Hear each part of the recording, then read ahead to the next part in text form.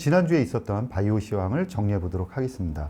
미국 경제 지표 동향을 보면 미국 컨퍼런스 보드 8월 소비자 신뢰 지수가 7월보다 상승했고요. 그 다음에 7월 개인 소비 지출이 시장 기대치에 부합하는 것으로 나타났습니다. 그리고 미국 국내 총생산 GDP 증가율이 상향 조정된 반면 물가 지표는 하향 안정되고 있는 것으로 나타났습니다. 좀 요약을 해보면 경제는 상당히 견조하게 진행이 되고 있다라고 볼 수가 있고요. 반면에 물가는 안정되고 있다.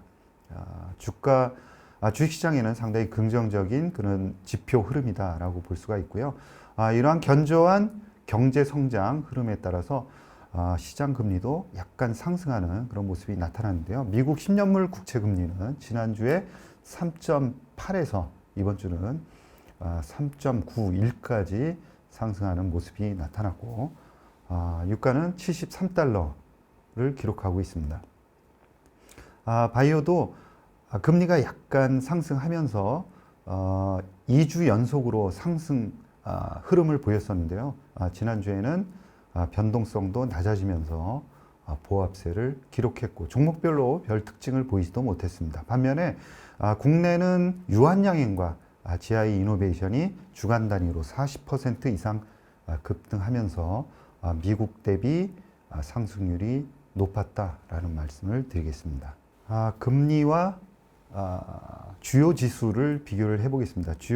금리를 보면은 미국 10년물 국채 금리가 그림에 보시는 대로 소폭 상승하는 흐름이 지난주에 나타났고요. 3대 지수 그러니까 나스닥과 그 다음에 S&P 500 그리고 XLB 그 다음에 XBI 이런 지표들이 거의 지금 YTD로 보면 붙어 있는 상황입니다.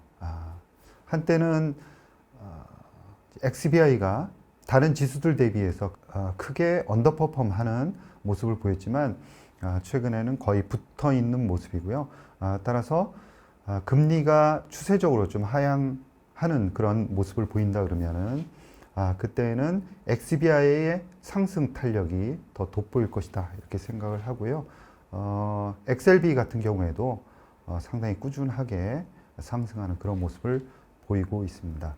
ETF XBI 이 그래프는 제가 계속해서 보여드리고 있습니다.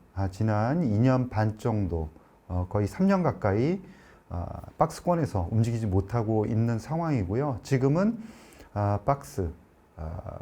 박스라 그러면은 100달러에서 70달러 그 사이를 왔다 갔다 했는데요. 현재는 100달러 언저리에서 지금 뚫기 일보 직전인 그런 상황이고요. 2주 정도는 계속해서 멈춰 있는 상황입니다. 금리가 조금 더 탄력적으로 떨어진다 그러면 상승폭은 더욱더 강화될 것이다 이렇게 보고 있습니다. 자, 그 다음 그래프를 보면은 여러분들이 쉽게 이해를 하실 텐데요. 이 그래프가 의미하는 바가 대단히 큽니다. 이 그래프는 2010년부터 S&P 500과 대형주 바이오로 구성되어 있는 XLB, 그 다음에 바이오텍으로 구성되어 있는 XBI의 주가 흐름을 보여드리고 있는데요. 14년치 그래프입니다. 그래서 장기의 그래프라 추세를 알 수 있는데요. S&P 500보다 XLB가 거의 대부분의 기간 동안 위에 있는 것을 볼 수가 있습니다. 최근에는 좀 붙어 있는 상황인데요. 그래서 향후에는 XLB가 조금 더 S&P 500 대비해서 상승 탄력이 있을 거다 이렇게 말씀드릴 수 있고요. 그 다음에 XBI 같은 경우를 한번 보십시오. 그러면 이제 2010년 대비해서는 모든 지수 대비해서 크게 아웃퍼폼하는 모습을 보였다가 최근 2년 반 정도 금리가 급등하면서 XBI가 급락을 했습니다. 그리고 처음으로 이렇게 2, 3년 정도 다른 지수하고 붙는 상황까지 왔었죠. 그러다가 최근에는 다시 상승 흐름세가 나타나고 있는데요. 이러한 추세는 가격 기준으로 해서 125달러 정도를 넘어서면 기존 추세로 복귀하게 되겠습니다. 제가 예상하는 거는 금리가 추세적으로 인하되면서 기존의 추세선으로 복귀할 것이다 라고 보고 있습니다. 자, 한 주간의 지수 동향을 한번 살펴볼까요? S&P 500 같은 경우에는 보합세를 기록했습니다. 0%의 주간 변동률을 보였고요. 미국 10년물 국채금리 같은 경우에는 주간 단위로 2% 상승했습니다. 바이오에는 약간 부정적인 영향을 미쳤다라고 볼 수가 있고요. 2주 전 2주간에 걸쳐서 약 10% 상승했던 아크지 같은 경우에는 2.5% 정도 주간 단위로 하락하는 모습을 보였고요. XBI 같은 경우에는 약보합세를 나타냈습니다. 주간 단위로 마이너스 0.4% 잘 버텼다라고 볼 수가 있고요. XLB 같은 경우에는 오히려 1% 정도 상승을 했습니다. 그래서 최근에 XLB 같은 경우에는 상승 흐름이 상당히 견조하다라고 정리를 할 수 있을 것 같습니다. 국내 바이오 지수 정리해 볼까요? 코스피는 마이너스 1% 정도 하락을 했는데 코스닥 제약 지수 같은 경우에는 2.8% 상승했습니다. 그리고 코아트라든가 타임폴리오 바이오 ETF 같은 경우에는 공이 똑같이 5.3% 상승하는 흐름을 나타냈습니다. 그래서 미국 대비해서 그리고 코스피 대비해서도 상당히 강한 흐름이 나타났다라고 볼 수가 있는데요.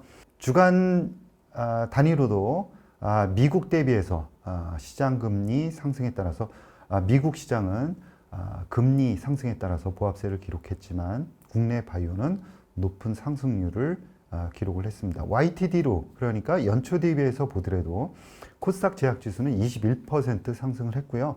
XLB 같은 경우에는 15% 그리고 XBI 같은 경우에 13% 상승을 했습니다. 이렇게 국내 바이오가 미국 시장 대비해서 상승폭도 좋고 그리고 선행하는 모습을 보인 경우가 거의 없었습니다. 그래서 올해 들어서 이러한 흐름들이 나타나고 있다라고 봐야 되는데요. 그렇다 그러면 뭔가가 달라진 거죠, 국내가. 그래서 국내 바이오가 이 유한양행의 신약 승인이 의미하는 것처럼 과거하고는 달리 후기 임상이라든가 그리고 또 신약 승인 같은 그런 이벤트들이 좀 집중되어서 나타나고 있다라고 봐야 될 것 같고요.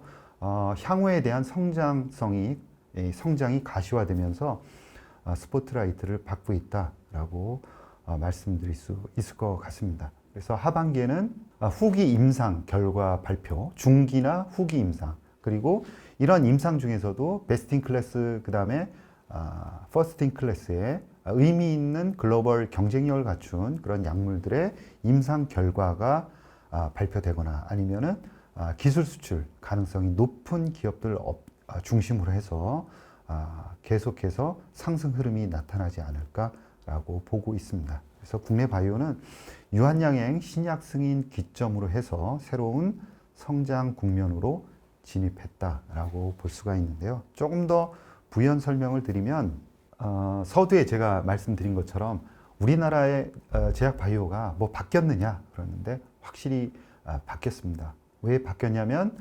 과거에는 임상 3상을 진행하더라도 국내 회사들이 진행을 했습니다. 경험 없는 사람들이 진행을 했고 그런 회사들이 진행을 했다라고 볼 수가 있는데요. 최근에는 국내 기업이 임상하는 것이 아니죠. 유한양행이 임상 3상을 단독적으로 진행하지는 않았습니다. 오히려 얀센, 존슨앤존슨이 임상을 진행했다라고 볼 수 있습니다. 그래서 최근 몇 년 동안 기술 수출된 물질들이 외국 회사에 의해서 주도적으로 임상이 진행되고 있는 거죠. 그래서 우리나라 기업이 만든 물질이긴 하지만 더 이상 우리나라 기업들이 임상을 진행하고 있다라고 보기 어려운 거죠. 그래서 우리의 싸움이라기보다는 글로벌 빅파마들이 대신해서 싸우고 있다라고 하는 거죠. 그런 점이 달라졌습니다. 이번에 유한양행 신약 승인 받은 렉나자 같은 물질도 2018년도에 얀센에게 기술 수출된 물질입니다. 어느 정도 시간이 지났습니까? 한 6년 정도 지났죠. 그렇습니다. 그래서 6년 이내에도 많은 물질들이 글로벌 회사에게 기술 수출됐습니다. 이제는 그런 물질들, 글로벌 기업에게 기술 수출된 물질들이 그들에 의해서 연구 개발이 진행이 되고 있는 거죠. 그래서 국내 업체 과거에 단독으로 해서 그것도 임상 이상에서 뚜렷한 위약이나 아니면 대조약 대비해서 통계적으로 유의한 차이를 보이지 못했던 그런 약물들을 가지고 무리하게 임상 3상을 국내 업체가 단독으로 가서 했던 그런 사례하고는 전혀 다르다는 거죠. 그래서 과거하고는 임상을 진행하는 주체 자체가 다르고 그리고 그 물질 자체가 빅파마가 인정한 물질들입니다. 그리고 직접 가서 그들이 임상을 진행한다는 게 달라진 거죠. 이 점이 크게 달라졌습니다. 거기에다가 과거 대비해서는 글로벌 기업에게 빅파마에게 기술 수출됐고 그들이 임상을 진행하는 물질들이 과거 대비 훨씬 더 많아졌다는 겁니다. 앞으로는 그런 물질들이 훨씬 더 발표가 많이 된다는 거죠. 그것도 임상, 2상, 3상 단계의 물질들이 앞으로 많이 발표가 될 것이다. 그래서 제가 좀 조사를 해보니까 이제 국내 기업 중에 한 18개 업체 중에 올해 임상 3상을 가지고 있는 물질이 21개, 그리고 임상 2상이 38개. 이거 다 포함한 건 아닙니다. 일부 업체들입니다. 그런데 임상 1상 단계가 43개입니다. 그러니까 임상 1상 단계로 갈수록 점점 더 파이프라인이 많아진다는 거죠.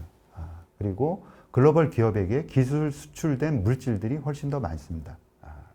그래서 앞으로는 유한양행의 신약 승인을 기점으로 해서 점점 더 많은 글로벌 기업들이 주도하는 임상의 결과가 나올 것이다. 우리나라의 바이오가 달라졌느냐? 달라진 겁니다. 우리나라가 어느 정도 달라졌느냐 하는 얘기는 그 정도로 하고요. 유한양행의 신약 승인이 시장에 활력을 불어넣으면서 긍정적인 임상 결과나 기술 수출이 예상되는 바이오 기업 중심으로 해서 주가 상승세가 이어지고 있습니다. 9월에는 금리 인하가 예정되어 있는데요. 따라서 바이오에 더욱더 활력을 불어넣지 않을까라는 전망을 하고 있습니다. 이상으로 이혜진의 위클리 바이오 뉴스를 마치겠습니다. 새로운 기업 탐방 컨텐츠를 준비 중에 있습니다. 시청자 여러분의 궁금하신 기업들을 댓글로 남겨주시면 감사하겠습니다. 그리고 기업 인터뷰를 희망하시는 관계자분들께서는 아래 고정 댓글에 있는 메일로 연락 부탁드리겠습니다. 여러분 감사합니다.